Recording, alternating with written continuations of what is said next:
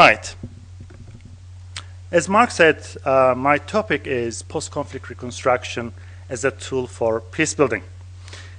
Now, I'll be looking at the concepts of post-conflict reconstruction and peace building a little bit more later on. But overall framework, the theoretical framework I'm using is liberal peace agenda. Very short, what we are talking about is very much what the international community has been doing since the end of the Cold War in a number of different countries in the name of post-conflict reconstruction and peace building, right? Whether this is West Africa or Central America or Afghanistan, Iraq, etc. We tend to go and use this same blueprint, same framework, same ideology. That is liberal peace.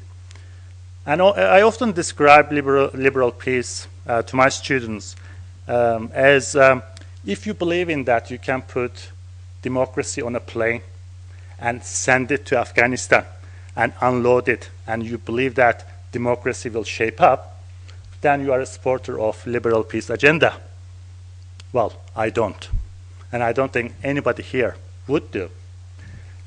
So in that way, I think there's a very strong point for the critique of peace building, or what we call peace building in those countries. So, with the example of Afghanistan, if you remember in 2002, with the Bonn Agreement, we promised Afghans that we would provide two major things for them.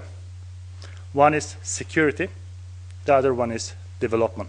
So the idea was that the international community has finally going to Afghanistan, and with the so-called defeat of Taliban, there was a prospect of rebuilding Afghanistan, state-building exercise of Afghanistan. Well, let's start with the development issue, and let's see what we have achieved in Afghanistan as far as human development is concerned. Now, when you look at that table, you are not going to see much change in terms of human development in Afghanistan over the last 10 years. So you have the figures from 1990 to 2009 there. And mind you, when you're talking about war-affected countries, one thing about information, you need to just take it with a pinch of salt. In other words, they are all guesstimates in a way, right? So in a way, just in terms of comparing, what was happening year by year, from the life expectancy, access to water, etc., probably there hasn't been much positive change. In fact, with the life expectancy, it is worse in 2009 than what it was in 1995, right? Probably the only positive change that you would notice there is the attendance of girls to school.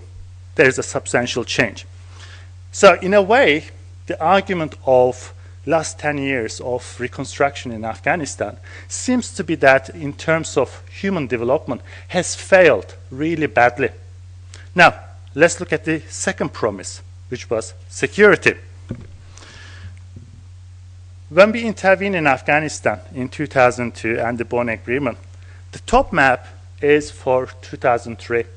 So Afghanistan is a country like that, right? And what you see there is the ring road.